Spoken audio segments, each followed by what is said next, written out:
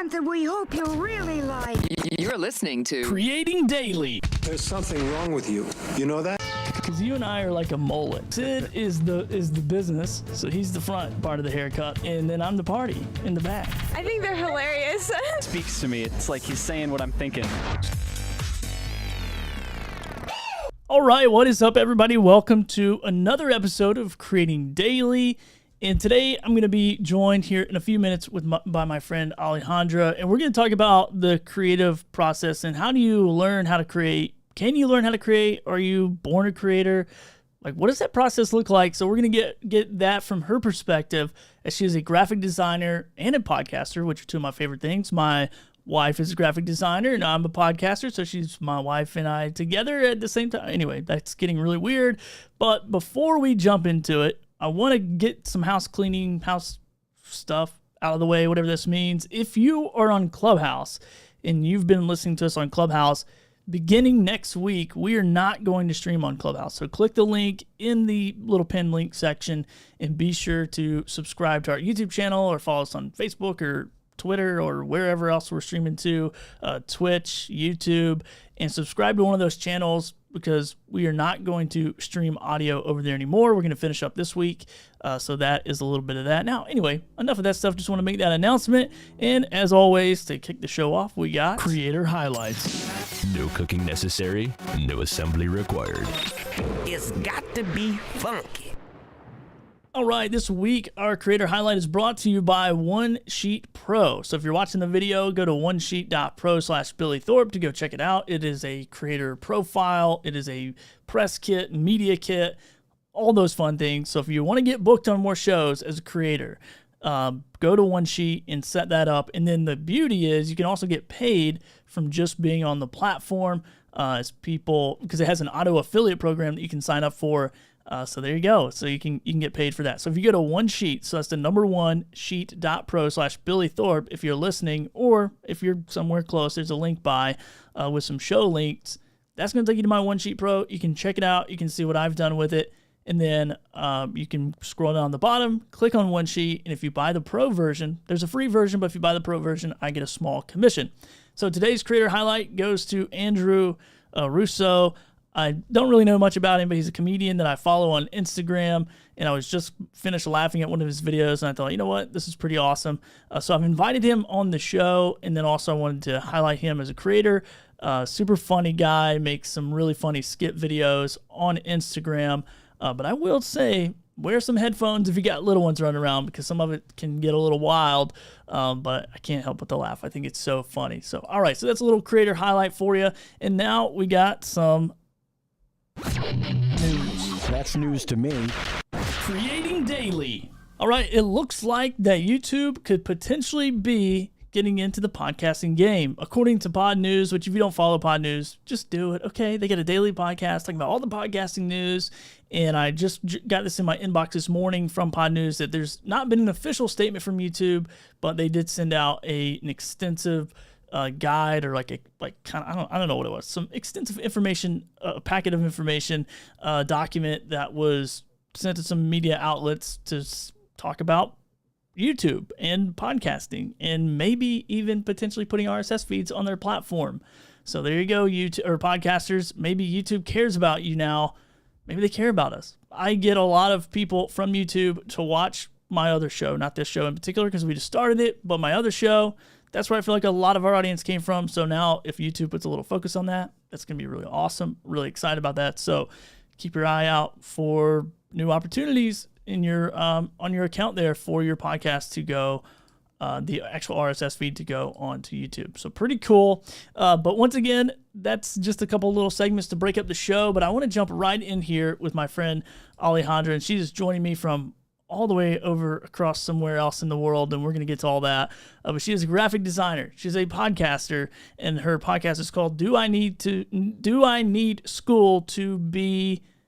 I love this question. Do I need school to be a doctor, a graphic designer, a website developer, all those fun things? So anyway, I'm going to shut up now. I'm going to bring my friend Alex on. Alex, how are you? Good to see you. Don't answer because I haven't unmuted you yet, because I always forget to do this. And there we go. Perfect. Hey, Billy. I feel so hurt now that I'm on mute. Unmuted. Sorry. It's a Wednesday. I Jesus, think it's a so. Wednesday. Yeah, It's a Wednesday. yeah. Oh, I feel so heard. I feel so seen. And you should. You're here. You're on the Creating Daily show. All 12 I people are watching us know. right now. I know. I'm so excited. Hey, 12 people is 12 people. If there's Right. something that I've learned from you, Billy, it's that an audience is an audience. Doesn't have to be gigantic. It can just be a few good people listening to you. Why not? What is the problem with that? Yeah, right. Yeah, you just gotta have. Yeah, that's it. Just find your people. Slow and steady growth is always good. So, don't have to be in a hurry to do that.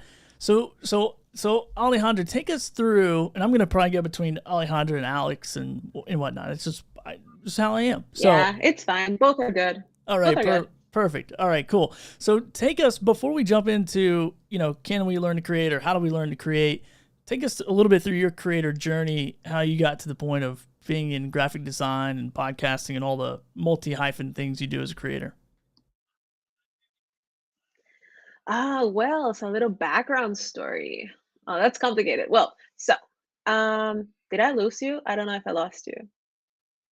Okay, I'm on air, Nope. so I'm guessing this is still. Oh, there you are. No, You're we're still back. here. We're still here. Okay. You just see what I see. Sorry, Okay. I didn't tell you that before. Okay, cool.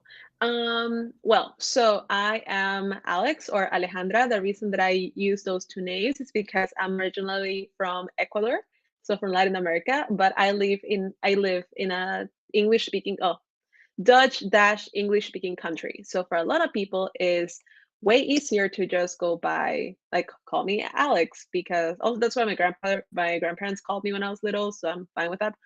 Um, but yeah, so I'm a graphic designer. I have two degrees. I have one from, it's called an Opleiding in Dutch or an Ausbildung in German, which is a technical degree in graphic design. And I did that when I failed out of German high school because I wanted to go into engineering because in Latin America, being a creator, it's basically you want to starve to death, or that's the idea that it's put in our heads. So I decided, okay, I want to create something, but in a more financially sustainable way. So I wanted to go into engineering. Then I decided, okay, engineering might not be my deal since I fell out of school. And I went into this graphic design program.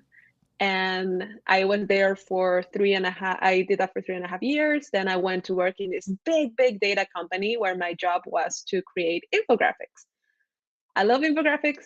They're super fun. They're super interesting, but I didn't feel very challenged creatively. I was like, okay, I'm making the same thing over and over again. It's great, it has value, but I don't really feel that creative.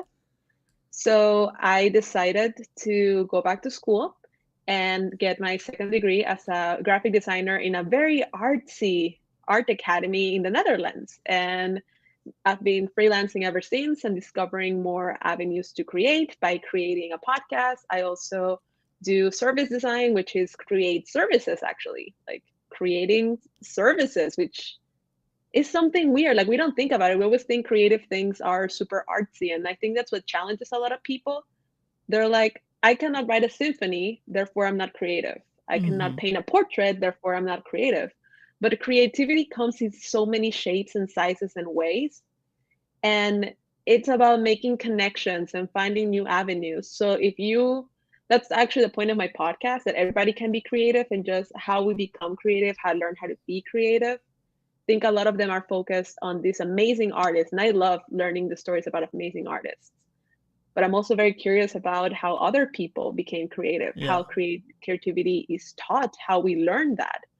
And yeah, I think that's a little bit. I don't want to get too far ahead of the show. No, you're but you're yeah, good. I love that in a story nutshell. because I love that story. And I mentioned earlier that my wife is also a graphic designer, and she actually went through nursing school and was almost finished with nursing school. And then I think someone spit their false teeth into her hand for her to clean them. And then she was like, you know what, this isn't really for me. And so she went, left nursing school, went to a graphic design. Actually, it wasn't really like, I think it was like video game design, that's type of program, graphic design, video game, Illustrator, all that kind of fun stuff. And so that's what she did. She went back to school, and I find a lot of creators have that same or people who are interested in more the artsy creativity, we'll kind of talk about that, and then we'll go into how most stuff. And I mean, I think everything in life is creative or can be, but I find a lot of people have that mental block, and maybe it is taught in our society, like artists are poor, creators are poor. If you want to be poor, then you do this. But I don't know when it flipped, but I know my wife makes really good money as a graphic designer. And so I'm like, I don't know what you guys are talking about. Maybe she took a different route. But I guess you were told that as well. Seems like it was kind of your story as well. Like, but did you know from early on that you were a creative, so to speak, an artsy creative? Well, I was always told that I was. So if you ask my grandparents, they'll say like I always knew that she was creative.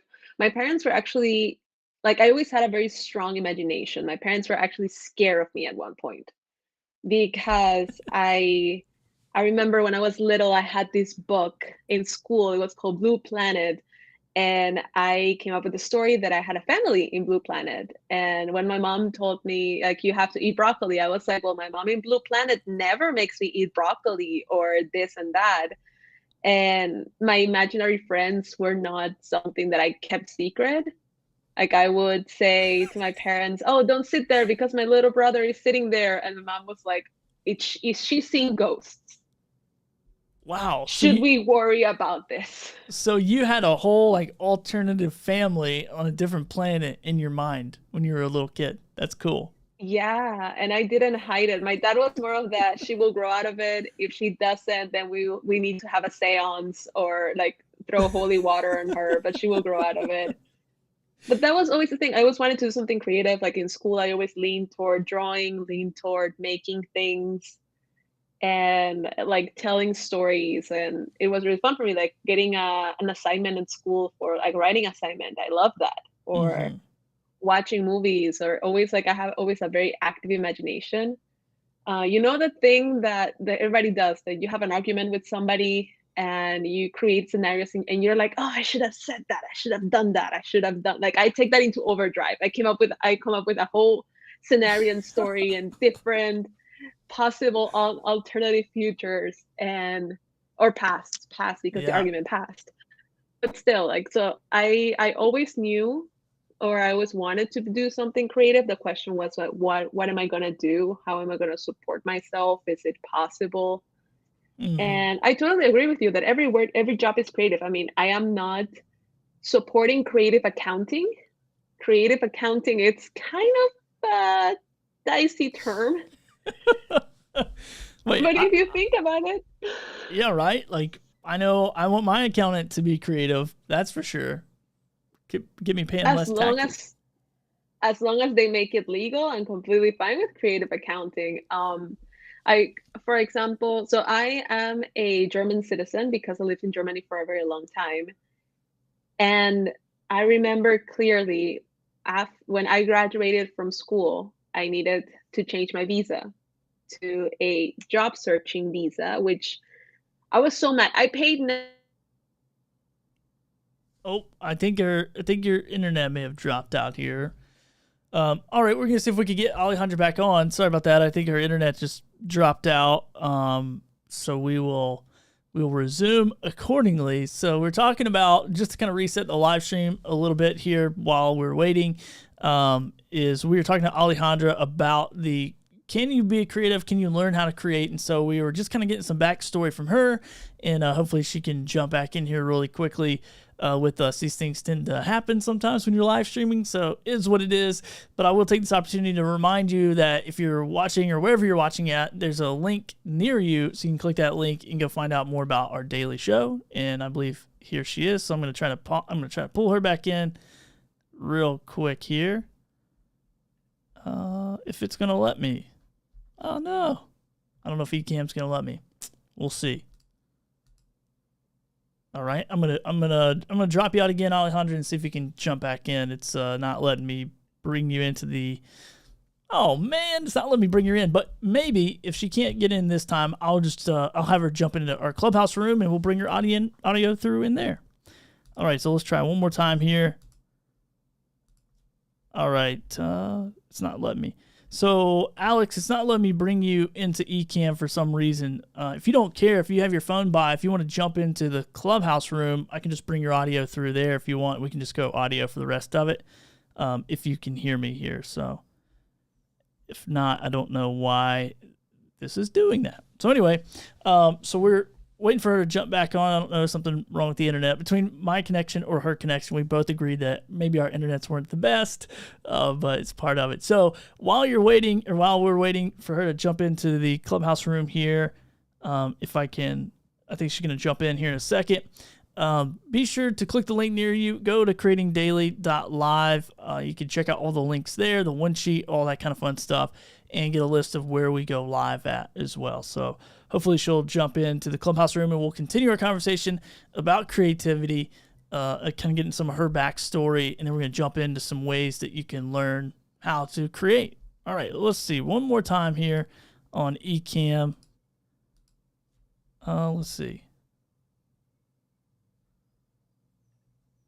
All right, let's see if it'll do it this way. All right, now let's jump back over.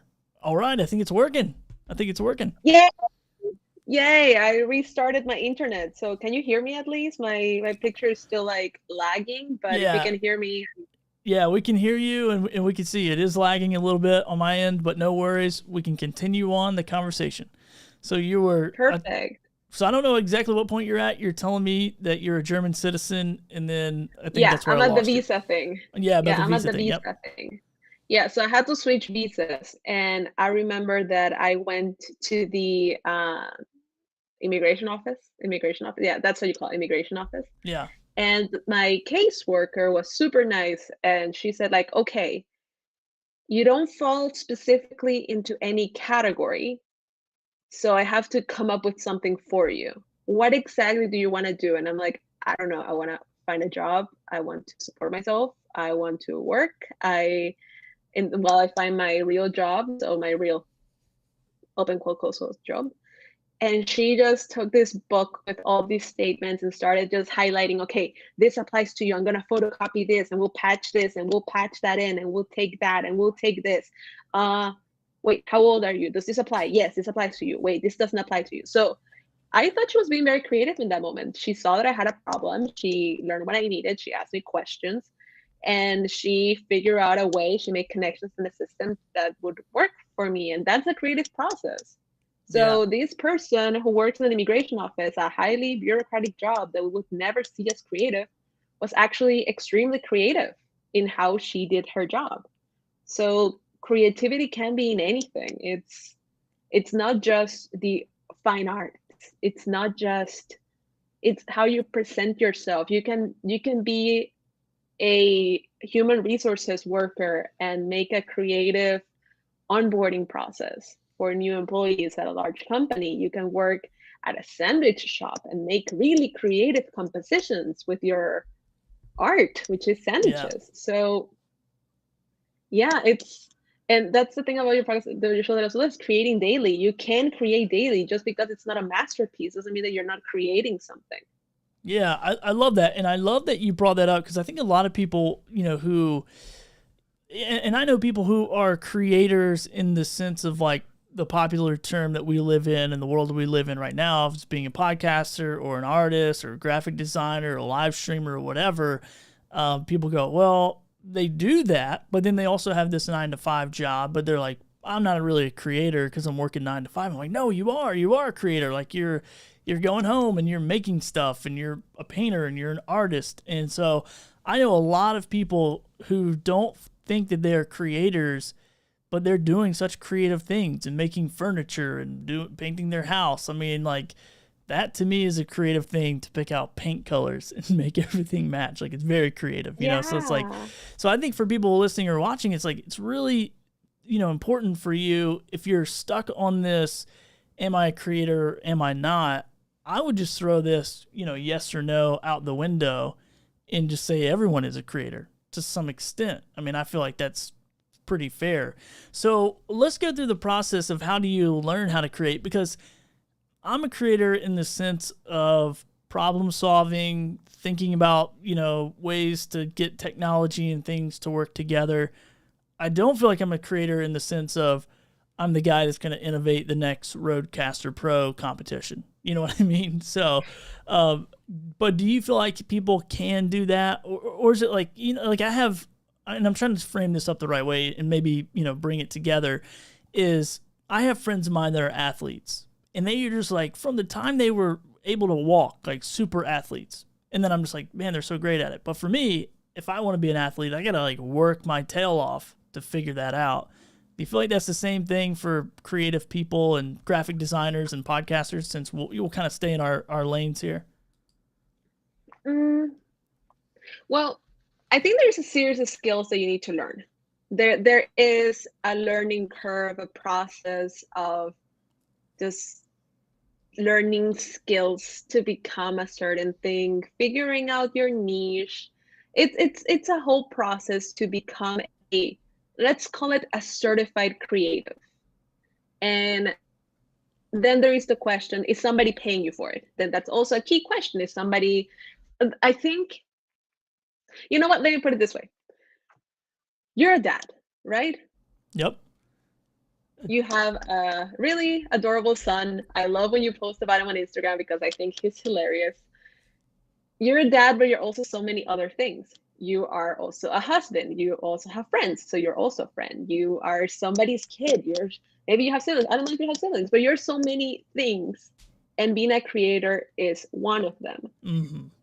Sadly, in society, I think that we're told that if you don't put all your eggs in the creative basket, then you're not a creative. Wow, that's good. Being a creative, yeah, it's a part of so many things. Like we're such a collection of experiences and things. And if you can make being creative the main part of your life, make it your job, because also society makes us identify with our jobs. You don't say, I work in medicine. You say, I'm a doctor. You don't say, I work in graphic design. You say, I am a graphic designer. And if you say, I work in, it sounds almost like you're less committed to it. Like you're not giving it 110% because you say, I work in. Yeah. But we don't think about that in other ways. We don't say, I mean, if you don't tell me you're a dad, doesn't mean that you're less a dad because you didn't mention in one conversation that you're a dad. You're still a dad. You still do all those things. And you're still a combination of all these objects. So in the sense of being a graphic designer, there are a set of skills that you can learn. And that's what education is for, teaching you skills, helping you find your path, helping you find what parts of graphic design you like. Like I personally don't like making logos. I am a rare breed of graphic designer who doesn't like making logos. I just don't enjoy it. There are other people, and shout out to Made by James. James loves making logos, and I own one of his books, and he's so passionate about it. And you can read his passion in his text about how meticulous he is, how everything is precise. I have friends who can spend a year working on a book, not on the content of the book, but how every page will be designed. And you see, you feel it. You look at something and you feel there's a level of care here. Wow. That this person has. To me, my passion in creating is in talking to people, in figuring out what their problem is, what their needs are, and how I can use creative ways of solving their problem. Maybe the solution will be a graphic design solution. Maybe the solution won't be a graphic design solution, and I'll need to resort to other creatives that are more skillful than I am. So that's also a creative process of being like, what do I have available right now for me and my resources? Yeah. And with taking it to podcasting, some people hate editing. Some people are geniuses at editing. Some people like doing the interviews. Some people hate doing interviews. That's also a thing. Some people just like having monologue podcasts in which they talk to themselves, which I think it's great. Yeah. Yeah. I have a friend always. One thing I want to jump. In his podcast, he describes shows. One thing I want to jump in here real quick, and I think it's really important that we kind of highlight this a little bit, is our society has really taught us to go through school, and in the States anyway, it's go through K through 12, and then by the time you get to like halfway through, like in 6th grade or 7th grade, you got to like really figure out what it is you want to do for the rest of your life as like a 12-year-old or 13 or 14-year-old, and you're like, You're like, what am I do? You know, like I remember thinking this in like seventh grade. They're like, what do you want to do for college? I'm like, dude, I literally just figured out how to wipe my own ass. Like I literally did. Like I'm probably just now getting good at that. So I don't know what I want to do for the rest of my life. Like this is insane. And so, you know, I think so many times we put that pressure on and we have these this career-minded, like, you know, society that goes like, you got to be this and you got to be it for the rest of your life. I've been a lot of things in my 20s. I've been a lot of things in my 30s. And one thing that I've not been is a career anything. Like I've been a career like creative. I've stayed in the creative field for the most part my whole entire life, but I've done different things. I've owned a t-shirt business. I've owned media stuff. I've done, you know, podcasting and websites and done a little graphic design and all this kind of stuff. And I've stayed in that lane of creativity, but I was never really sold on like, I'm going to go do one thing for 30 years because much like what you said, I feel like I am a multi-hyphen person, multi-hyphen creator. And sometimes it takes experimenting to figure out how something works. You know, it's like people who develop product take a long time to develop that product, to figure out how stuff goes together and works and communicates and to launch it to the market. But yet we're supposed to figure it out in, you know, 3 to 4 years after our main school and then go like, okay, now you got to go do this for the rest of your life. I'm like, that's so unfair. And so I don't think people should go to college until after they're like 25, honestly. Like if you want to go to college, like go do a bunch of crap between 20 and 25 or 18 and 25 and then go to college and then figure it out.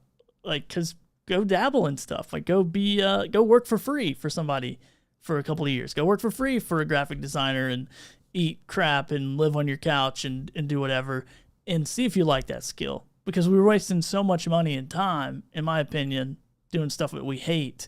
So I'm glad that I got on a little rabbit trail there. I apologize. I got on a rant, but we do lean too heavy on that. And I'm glad you brought that up because that was one of my questions for you.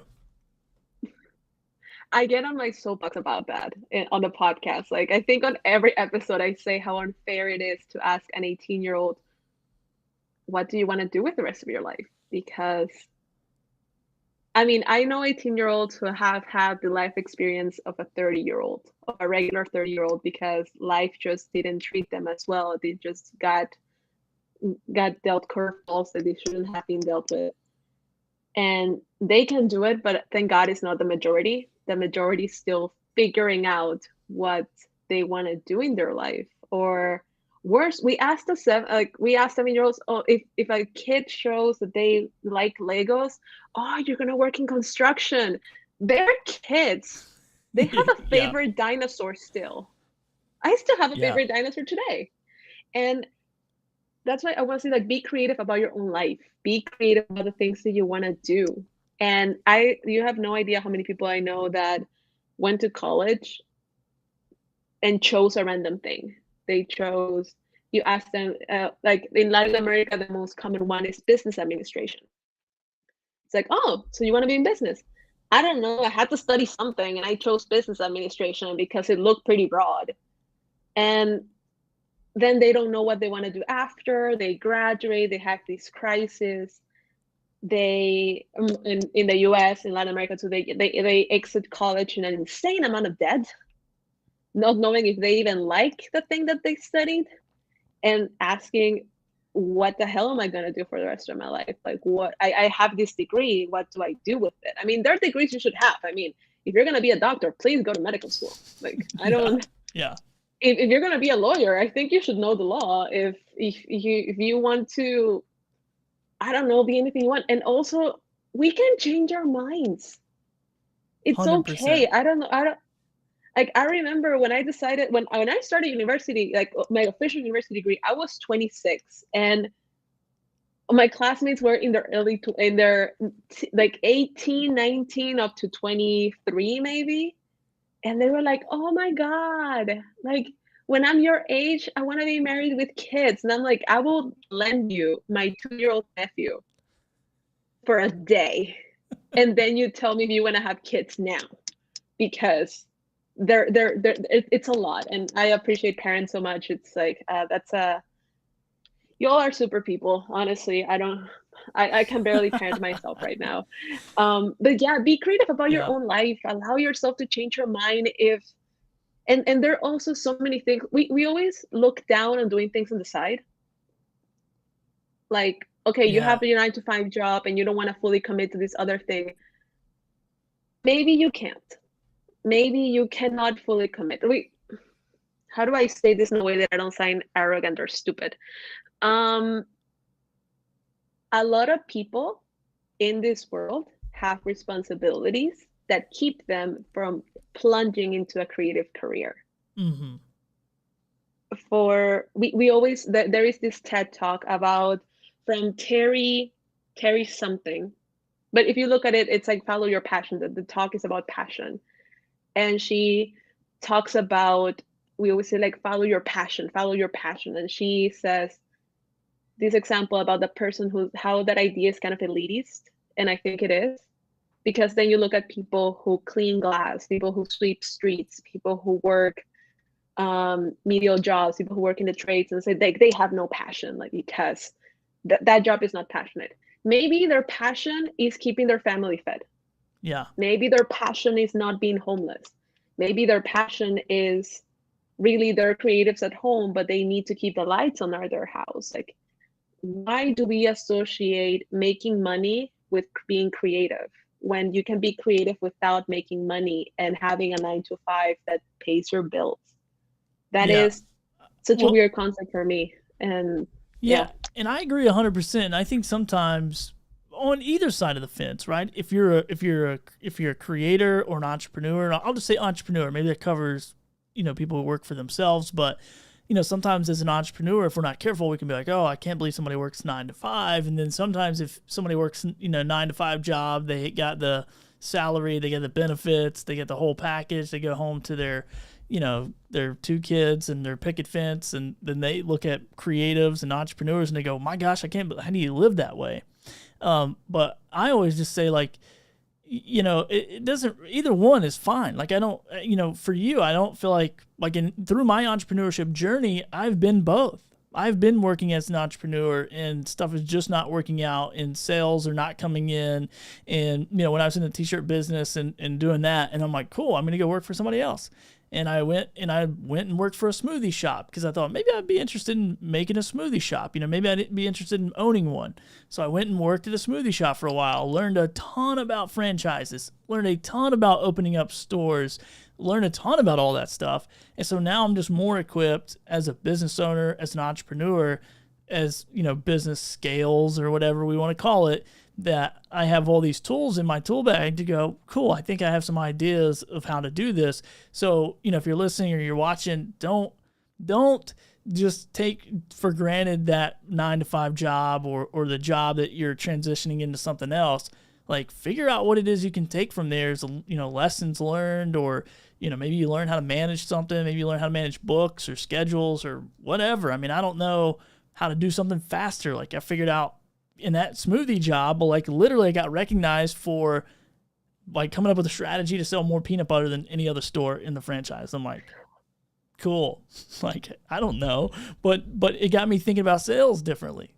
It just got me thinking different. So don't take, on either side of the fence, like, it's really important that we support each other as people and not say, well, I'm better than you because I don't go to work, or because I don't have to go work for somebody else, or I'm better than you because I got a steady paycheck and I don't have to, worry about it. I think, like, just be happy for one another and support each other in that, because I think our system in the world has just said, like, if you don't do A, B, and C and D, then you're a failure. And I just don't think it's true. I think it's way more gray area than black and white, in my opinion, especially from a creator perspective. So totally. And how you compile your life's knowledge and your experiences and you remix them into something new, that is also creative.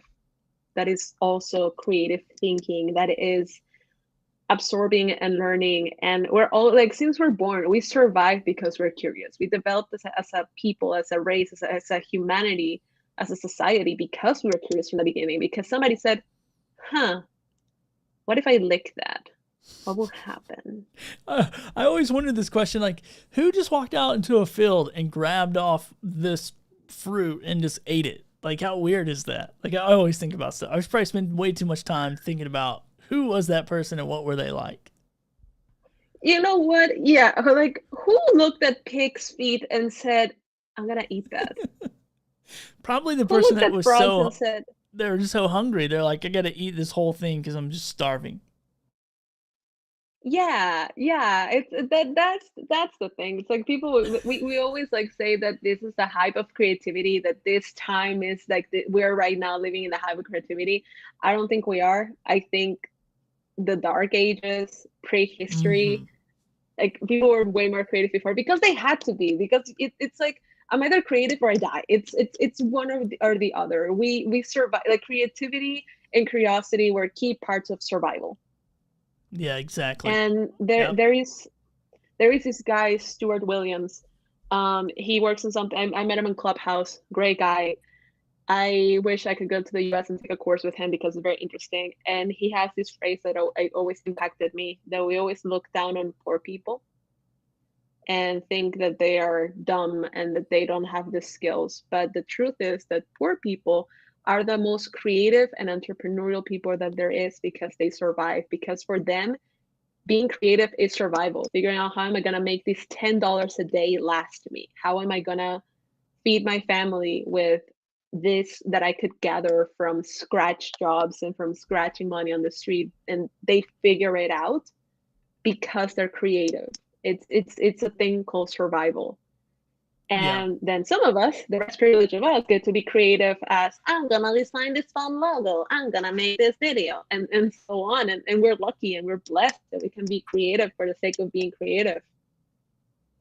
But for creativity, everybody knows it, everybody learns it. It's about unclogging it. It's about unlearning certain things, unlearning that if you don't do it for a living, it's not valid, on learning that there is a good creativity and a bad creativity, on learning that these mental blockages of imposter syndrome, like we all, like we say that imposter syndrome, it's only for creatives. No, it's for everybody. It's Yeah. because we have these expectations of ourselves. Like athletes can get imposter syndrome. Like human, like people in any job can get like, am I really that good? Like, am I getting this compliment because I actually deserve it, or did I do a good job? Was this thing that I made actually good? What? And in the case of creatives, it really clogs us. It really, I don't want to say constipate us because that has to do with poop, but I cannot think of another word. It Yeah. makes us creatively constipated. Yeah. I think you're right. And it's interesting too, because I think, like, one, I love that you said that we all deal with imposter syndrome, even if it is the job that doesn't seem creative, or somebody offers us a promotion, like, oh, do we deserve this? Can we do the job? Am I the right person?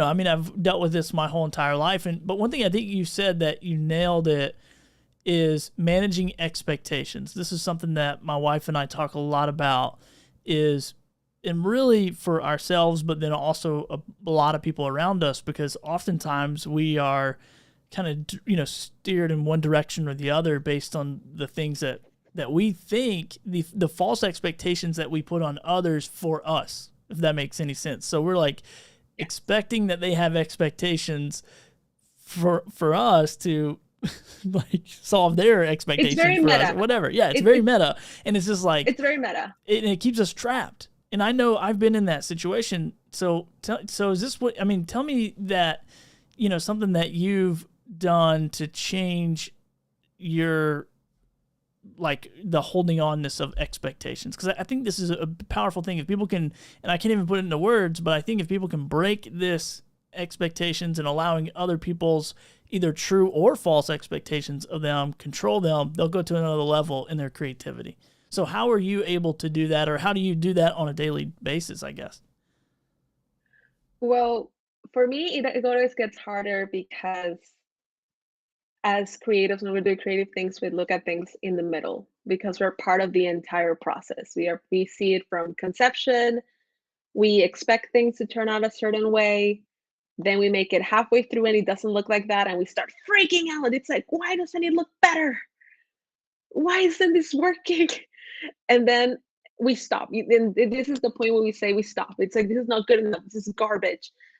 This makes no sense. It's nothing how I thought it would be. And then we stop and we become blocked. So when I get in those moments, I always tell myself, a surgery halfway through is a murder. Oh, wow.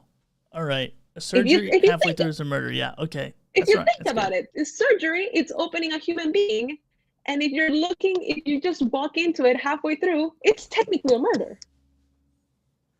It's at least assault. Yeah. But Yeah, then when you for make sure. it to the end, it's this amazing life-saving process. So my recommendation to people would be, divide your expectations, break them down into little ones. What is exactly, like, if you have this gigantic concept, break it down into little things that you can stay motivated about. Make little goals. So if you, let's say you're making a podcast, let's say you're making a podcast episode, and it's going to be 2 hours, break it down into little parts. Like, what are the, it's a minimum viable product, like the Yeah. MVP for when you're making an app. It's like, what is the minimal thing you need to achieve to feel like you achieved something? And then you jump from that goal to the next one. And then, I can do this. This is tiny and easy. I did it. Okay, I'm going to jump from here to the next one. So give yourself those little stairs. Like, make the stairs as little as possible so you can jump off them. And that will give you impulse for the next one, because maybe something you thought would take you 2 hours actually took you 10 minutes, because probably an hour and a half you were going to be doubting yourself, and then you were going to go to 20 minutes of planning, and then you have 10 minutes left, and then that's the 10 minutes you're going to do the thing. So if you break it down to little achievable goals, it would make it a lot easier, because you have constantly been achieving things. You have been like, oh, my goal was to gather materials, and I found all these materials. Yay, me. And go on to the next one, but don't stop. I think it's like, I started doing CrossFit like 3 months ago. And what my coach keeps telling me is like, don't stop. Whatever you do, go slower if you have to, but don't stop, because when you stop, you start overthinking. You start thinking, can I do this? Can I do this? Can I do this? I just did my first box jump last week ever. And it was that thing that I could do it. He could see that I could do it. I thought that maybe I could, but that's the thing. I was thinking about it. He was like, don't think about it, just do it. Don't think about it. And I tripped a couple of times. Then when I made the first one, I was like, yeah, I can do this. So the second one was easier. And then when it got harder, he just told me, don't stop. Just keep jumping, keep moving. There is this movie, Robots. I think it's a Pixar movie. They said, no, wait, which one is it? No, it's not movie. It's Keep Up with the Robinsons, maybe? It's about this kid that goes to the future, and the whole moral of the story is keep moving forward. Just keep moving forward. Just keep making. And if you get lost in the process, just make something simple, make something easy. And just remind yourself, because by creating new things, maybe it's a doodle on a Post-it that has nothing to do with your project, but you did a thing, and that is going to propel you to the next one. It's going to get you out of that loop of, can I actually make something? Yeah. You made a doodle on a Post-it. Yes, you did it. Yeah, I love this. I love this process, because I'm that person who my whole life I've been somewhat of a perfectionist.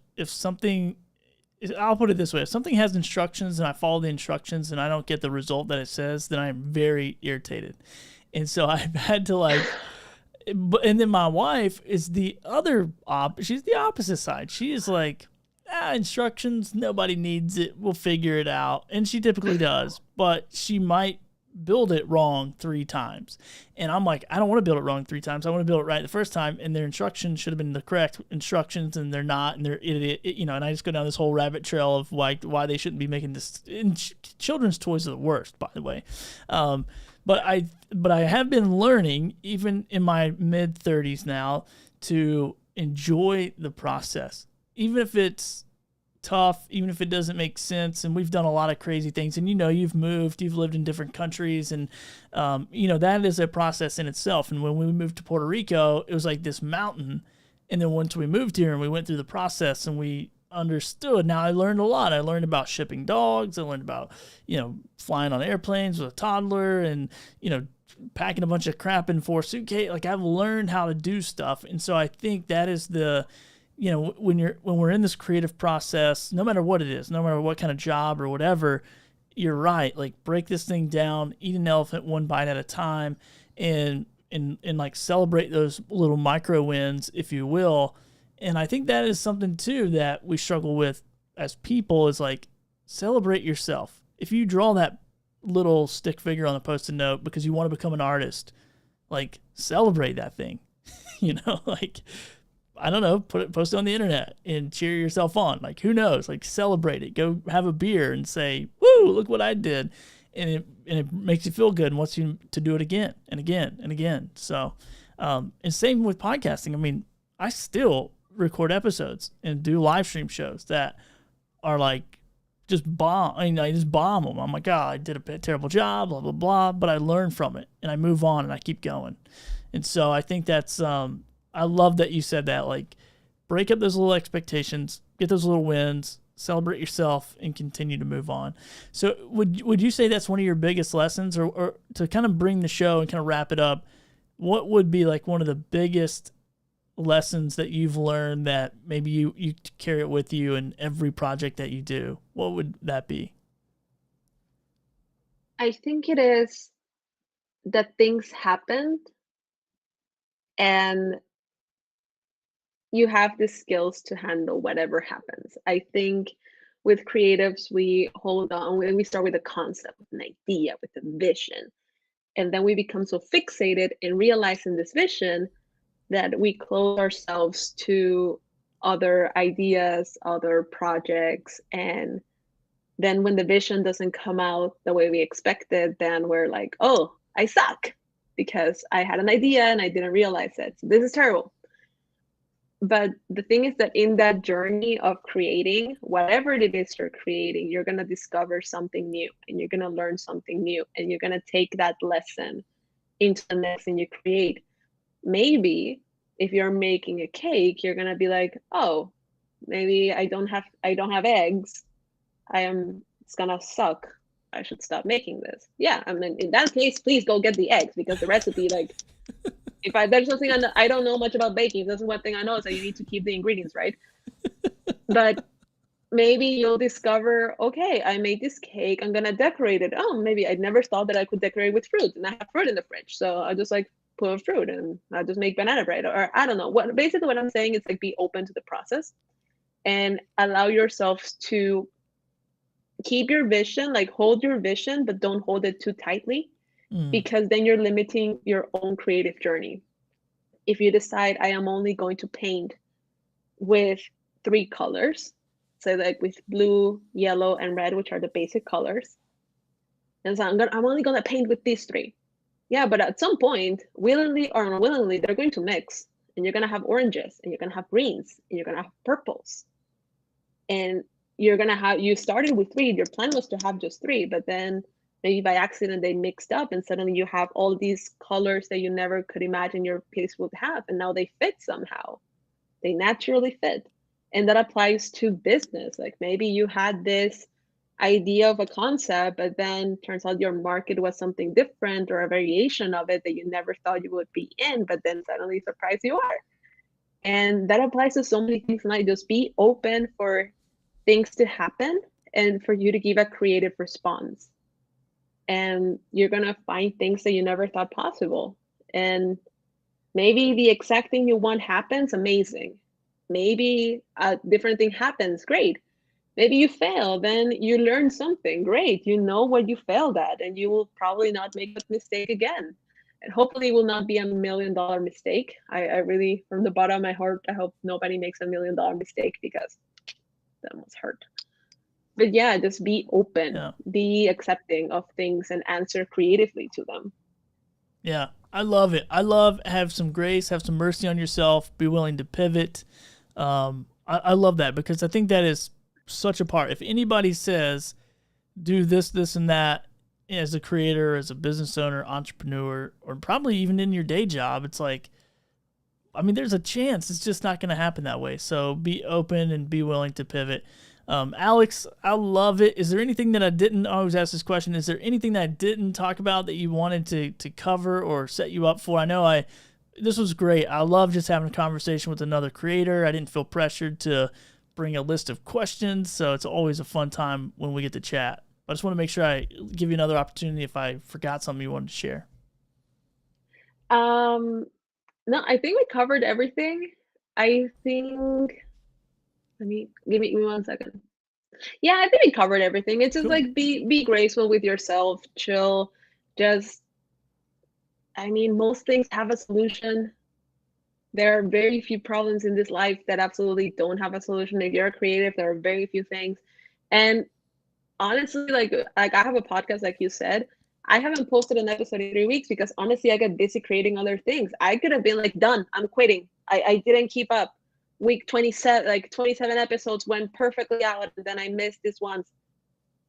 I need to be graceful with myself, and I still love editing episodes and making the podcast and having interviews. It's still really fun to me, so I'll continue to do it. Like, if it's my side thing, if it's my side hustle, meant to be fun. It's a creative outlet. It's meant to be fun. Keep it fun. Keep it light.